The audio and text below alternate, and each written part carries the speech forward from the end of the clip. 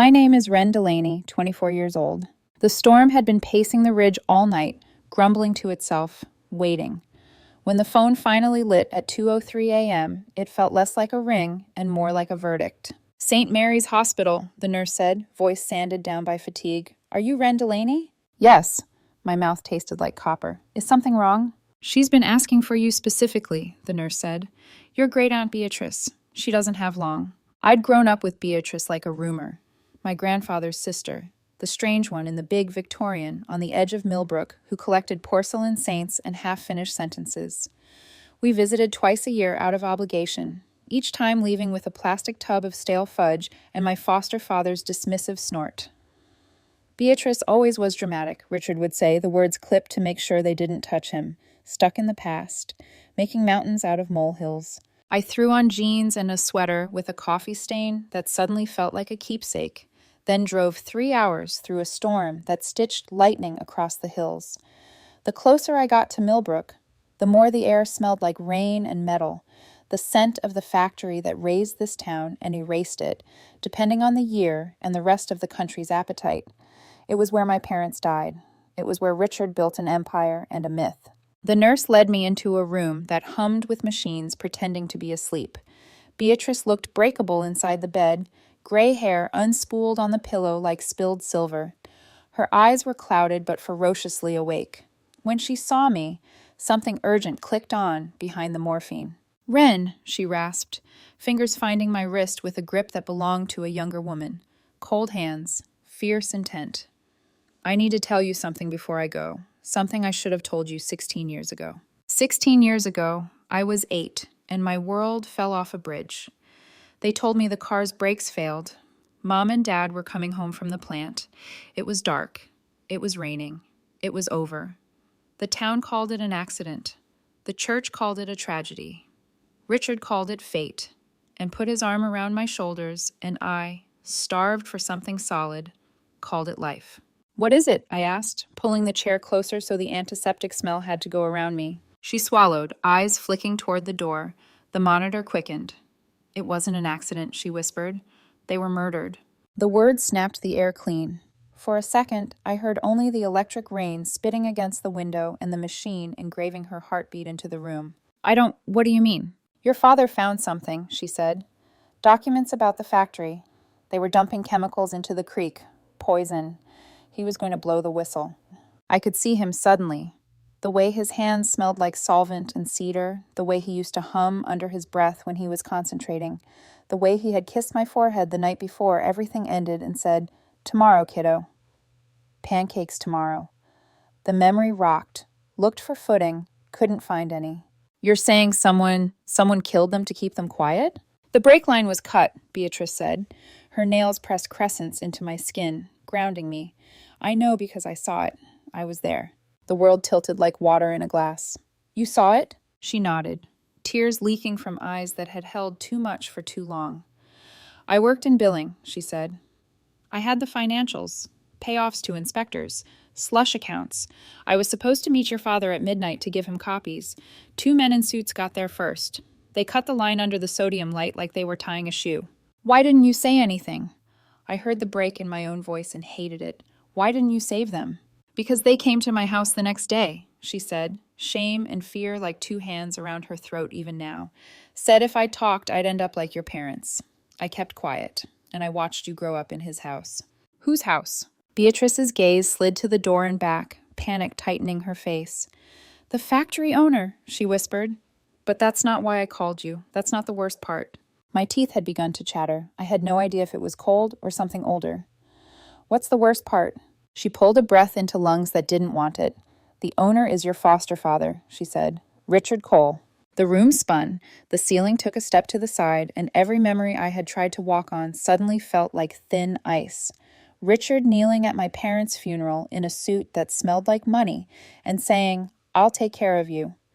Richard bringing home the puppy I'd wanted for exactly 3 months because I'd circled it in a catalog. Richard deflecting every time I asked about the accident. Focus on the future, Wren. The past only brings pain. Richard's hand steadying mine on a steering wheel. Richard's toast at my college graduation. Richard clapping Noah on the back 2 months ago and saying, "I'm proud of the man who loves my girl." "He adopted you," Beatrice said, reading my face, "to keep you close, to make sure you never ask questions. What better way to monitor the problem than to raise the victim's child?" I hadn't noticed I was crying until a drop hit the back of her hand. She didn't flinch. "No," I said, not to correct her, but to refuse the shape of my life. "No." Her throat worked around a last obligation. "There's more," she said. "There's a reason now." "What reason?" "Your boyfriend," she whispered. "Noah. He's been asking questions, hasn't he? About the water? About the kids at the elementary school?" Ice crawled into my chest. Noah Hale had spent the last 6 months hunched over spreadsheets and water quality reports, tracing a cluster of pediatric leukemias that the town wouldn't name and the hospital wouldn't publish. He'd started carrying a notebook the way some men carry knives. "How do you—" "Richard called me last week," she said, the words tripping now, desperate. "Asked if I knew what you two were looking into, if you'd ever mentioned your parents. I played dumb. But the way he talked about Noah, it was the same tone they used about your father right before." She couldn't climb over the word. She slid one shaking hand under her pillow and pulled out a brass key that flashed under the fluorescent light like a small, stubborn sun. "Safety deposit," she said. "First National, box 127, financial records, photos of the brake line, names, and," she swallowed, "a letter. From your father. He knew something was wrong." "Why tell me now?" I asked, even though I knew. We were both listening to the same clock. "I can't take it with me," she said, "and I think he's planning to do it again." I kissed her forehead and tasted salt and hospital. "Thank you," I said, and meant, also, "How could you and I forgive you, and I don't know if I can." She closed her eyes. A minute later, the monitor changed its mind, and the nurse came, and the storm rolled one slow growl across the parking lot like a benediction for the guilty. I didn't find out she died at 4:17 a.m. until later. At 3:10, I let myself into Richard's house with the spare key I'd had since college and was careful not to turn on any lights. The oil paintings on the walls looked like they were holding their breath. His office door upstairs was locked. His hiding place wasn't. Atlas Shrugged was lighter than it looked. The small brass key inside felt indecent in my palm. The desk was mahogany and confident. Inside, a folder waited like a trap with a polite label. Environmental Cleanup, Phase 2. Maps of groundwater flow. Blueprints of a future with no children in it. A typed list of potential interferers. Noah Hale circled in red. Then the document beneath it made my stomach recoil. Corporate language so cold it fogged the air. Neutralize potential threats to expansion. A bullet about optics. At the bottom, handwritten in Richard's familiar, tidy script, brake line method too obvious this time. Suggest home invasion. Make it look like a robbery gone wrong. Under that, a name. Tony Breslin, with a phone number. I knew the name without wanting to. Security contractor, 3 arrests, 0 convictions. A man whose work didn't like fingerprints. My phone buzzed, a text from Richard. "Where are you, kiddo? Noah's been in an accident. Heading to St. Mary's now." The timestamp said 20 minutes ago. I was still holding the paper. For a second, the house he'd bought to be a storybook for his benevolence swayed under me like a ship. I dialed the hospital with hands that wouldn't obey me. My boyfriend," I said when the operator asked.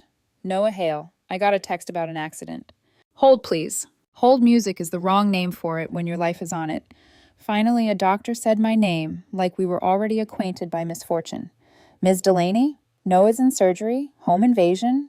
He fought back. He was stabbed multiple times. He's stable. It's going to be a long night." "Botched burglary," he added clinically. I hung up.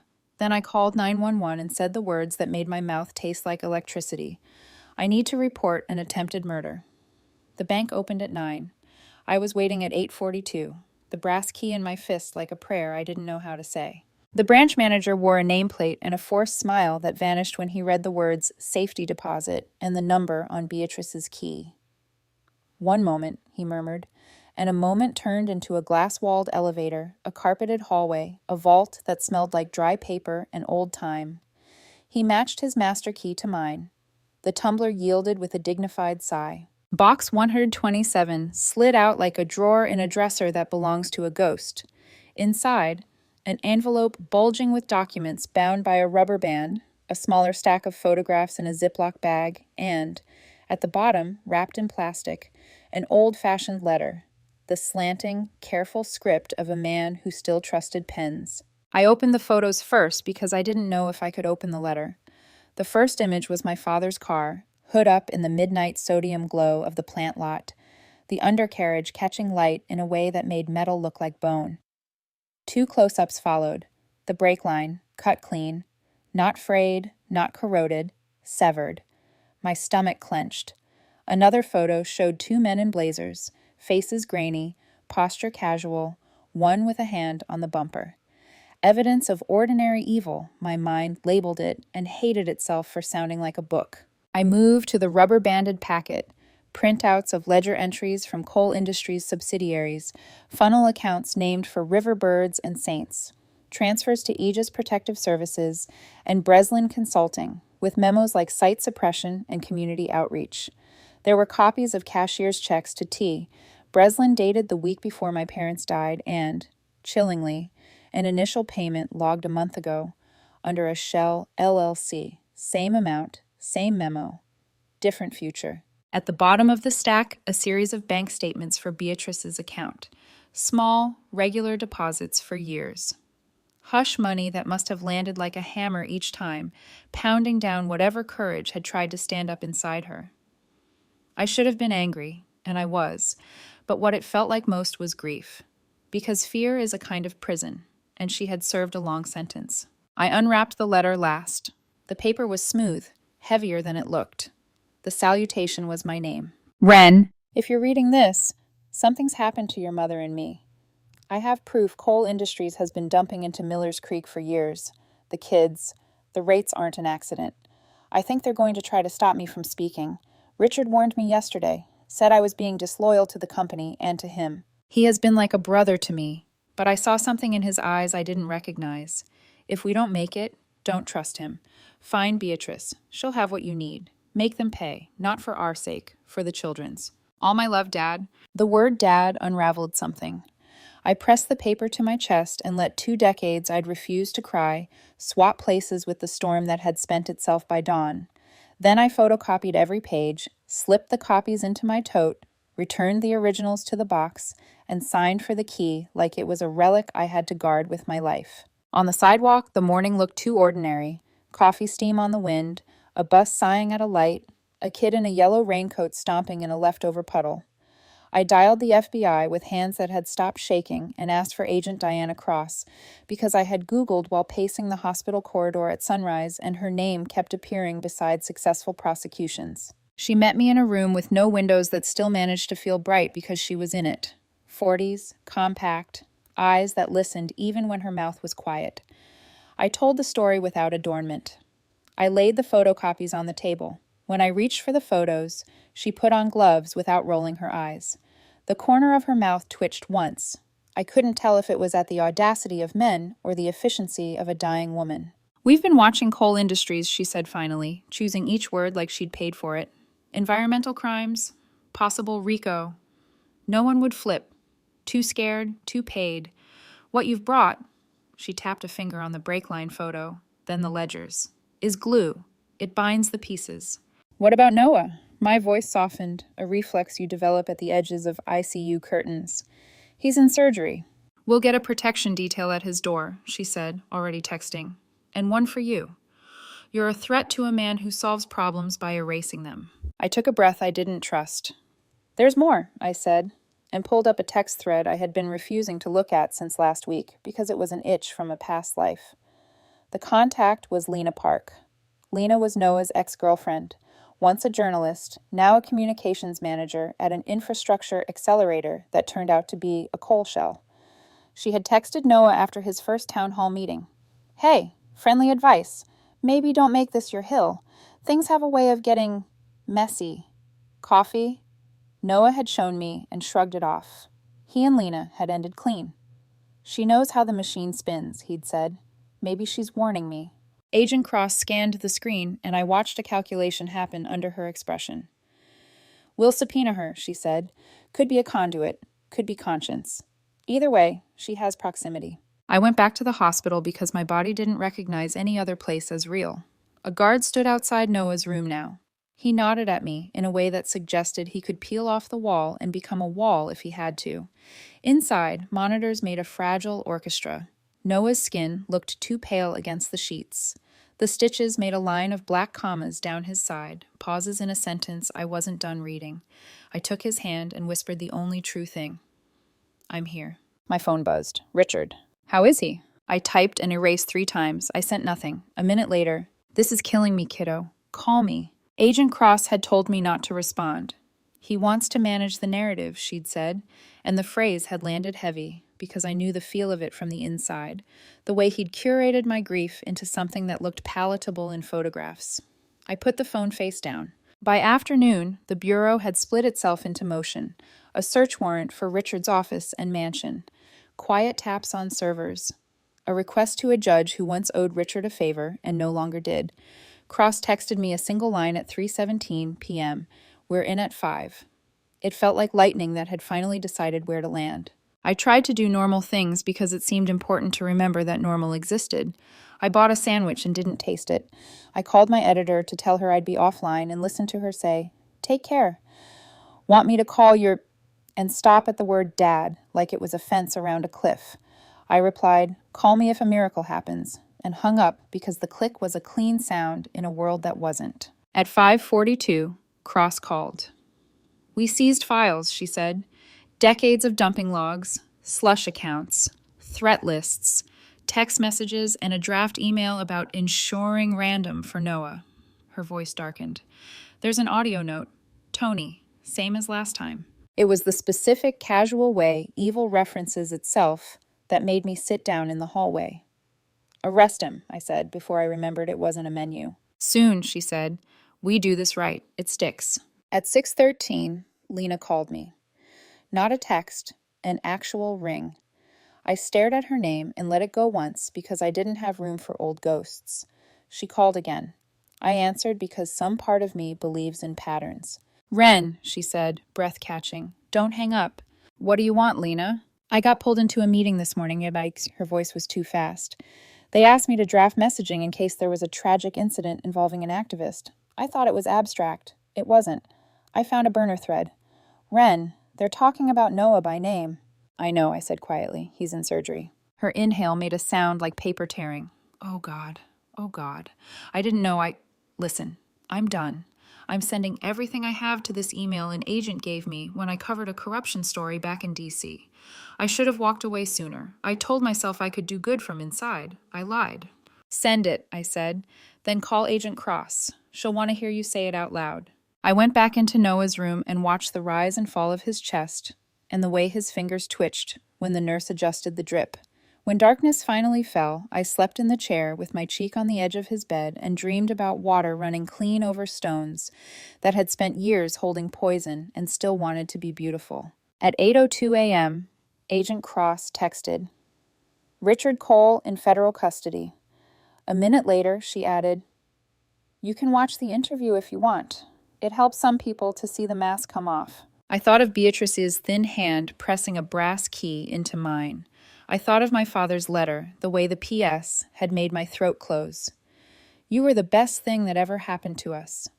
I thought of Richard's hand on my shoulder at 8, at 16, at 21, the gravity of a planet I hadn't realized I was circling. "I want to see," I texted back, and my hand didn't shake this time. Cross met me behind mirrored glass.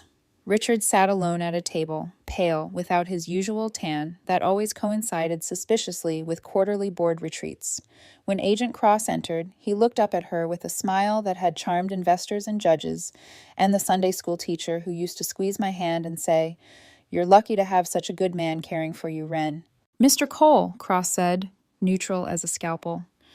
"We found disbursements to Tony Breslin the week your plant manager died and the week Mr. Hale was attacked. We found your note about a home invasion. We found maps of neighborhoods with elevated pediatric oncology cases." She slid a photo across the table, face down. "Why adopt Ren Delaney after her parents died?" Richard's eyes flicked to the glass like he could see me through it and was admiring his own reflection. "Optics," he said mildly. "PR. Also, control.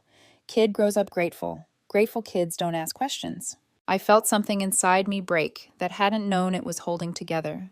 Do you want to say anything to her? Cross asked. She's watching. He turned his head toward the mirror in a slow, theatrical pivot.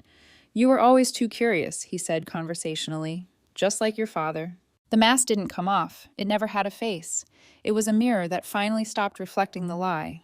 I wanted to tear into the room and tell him he failed, that love had taught me to be brave, not obedient. Instead, I watched the woman who builds cases for a living do what love sometimes can't. She laid fact on fact until even his charm couldn't find a foothold. When it was over, I stood in the hallway and let the cool, stale air wash over me. My phone buzzed. A text from a number I didn't know. Noah is awake. He's asking for you. I wiped my eyes with the heel of my hand, took the stairs 2 at a time, and realized that vengeance is a destination and justice is a road, and I had just stepped onto the right one. 2 weeks later, the headlines had turned Richard Cole into a national cautionary tale. Foster father to killer CEO, the philanthropist who poisoned a town. Every news anchor said his name like they were unearthing a secret America hadn't wanted to believe existed. Agent Cross told me the FBI had collected so much evidence that they'd needed a second storage unit to house it all. Decades of cover-ups, bribery payments, containment contracts, and environmental reports altered to hide child cancer rates near the plant. I should have felt triumphant. Instead, I felt hollow. I spent most nights at the hospital, in the same stiff chair, listening to Noah breathe. His bandages had come off. The doctor said he'd heal physically, though the scar would always remain, a thin, raised line just beneath his ribs. The first time he spoke after surgery, his voice was a whisper. Did you find him? I nodded. They found everything. You were right about the water, the cancer, all of it. He swallowed. And Richard? In custody, I said, probably for life. His eyes closed, and a single tear cut through the pale of his cheek. Your father and mother can rest now.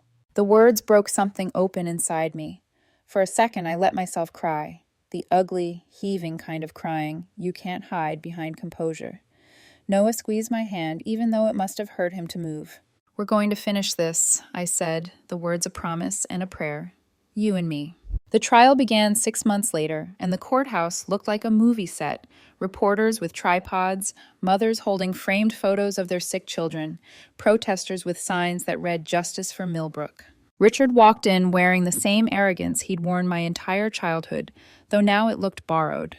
His hair had gone gray, his tan replaced by the pallor of fluorescent lights. He didn't look at me when I took the stand. Maybe he knew if he did, the mask would finally crack. The prosecutor, a woman named Delgado with eyes like scalpels, guided me through each moment. The night Beatrice called, the key, the vault, the photos. When she asked me to identify my foster father, I pointed at Richard. That man, I said, the one who killed my parents and tried to kill my partner. Richard's lawyer tried to paint me as unstable. Miss Delaney, he said, you were raised by Mr. Cole after the tragic death of your parents, correct? Tragic murder, I corrected. He smiled thinly. You loved him, didn't you? For years you saw him as a father. I loved a performance, I said. I loved what he pretended to be. The courtroom murmured. Delgado let the silence stretch until it became a wound. Richard's gaze finally flicked up to me, and for a moment we were back in the house he'd built with poisoned money. The man who taught me to ride a bike, to drive, to shake hands firmly, to hide pain behind manners, none of that remained. What sat at the defense table was an echo made of control and ego. Tony Breslin took the stand next, hands cuffed, voice low. He'd taken a plea deal for cooperation. Richard hired me, he said. Told me to make the car accident look real. I cut the line myself. The room gasped. Tony's eyes darted toward me once before he looked back down. And when the lady lawyer, Noah's girlfriend, started digging around, he called me again. Said to make it look random. He didn't want her breathing. Every word was another nail in Richard's coffin. The jury deliberated for 6 hours. When they came back, the forewoman's voice was steady. Guilty on all counts. Life without parole. I didn't cheer. The mothers behind me wept softly. Some smiled through their tears. Justice had arrived, but it carried the faint smell of smoke. Too late to save the burned. After the sentencing, I found Agent Cross waiting in the hallway. You did good, she said. I've seen survivors collapse under less. You kept standing. I don't feel like I'm standing, I admitted. You are, she said. You just haven't looked down yet. Months passed. Richard's empire was dismantled. Coal Industries was forced into bankruptcy, the assets liquidated to fund cleanup and pay victims' families. Noah started walking again. He quit the firm that had kept him on a leash and founded Hale and Delaney Environmental Law, a two-person practice that worked out of our kitchen for the first year. I began writing about corporate corruption for a regional paper. Every story felt like a small redemption, a way to peel back another layer of deceit from a world that had too many masks. The nights were hardest. Sometimes I'd wake to Noah gasping, the phantom memory of a knife still in his ribs. Sometimes it was me, dreaming of brakes screeching, water swallowing headlights, Richard's voice saying, "Don't look back, kiddo." Therapy helped. Dr. Chen, a calm, brilliant woman with streaks of gray in her hair, taught me that love and deception can live in the same house. "You were a child," she said. "You attached to the only safety you had. That doesn't make you complicit." "I keep remembering good moments," I confessed once. "Holidays, birthdays, it makes me sick." She smiled gently. "You loved what you thought was real. That love was yours. He didn't earn it, but he can't take it from you either." It was the first time I believed that healing didn't mean erasing the past. It meant reclaiming it. A year after the trial, I visited my parents' grave for the first time since learning the truth. The stone read, "David and Catherine Delaney, loving parents taken too soon." For years, I'd read taken as fate. Now I knew better. I knelt between their graves, the autumn wind tugging at my coat. "I found him," I said quietly. "I made him pay, and I'm sorry it took me this long." Somewhere behind the rustle of leaves, a bird called. It wasn't forgiveness exactly, but it felt close.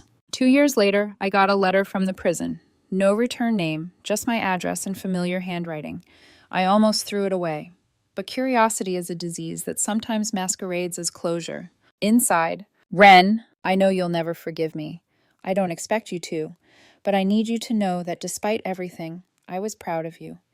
You became exactly what your father wanted you to be. Strong, relentless, unbending to corruption.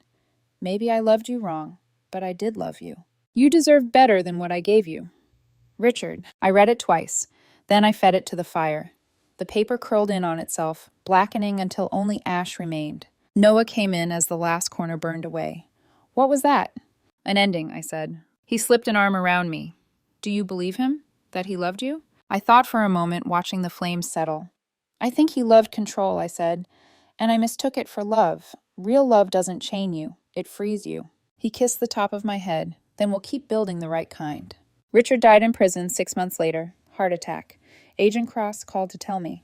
"How do you feel?" she asked. I paused. "Lighter," I said, "but not happy. Just done." And that was true. Because the story wasn't about revenge anymore. It was about legacy, about two people, one who'd spent his life burying the truth and one who refused to let it stay buried. Now, every year on the anniversary of Beatrice's death, Noah and I drive back to Millbrook.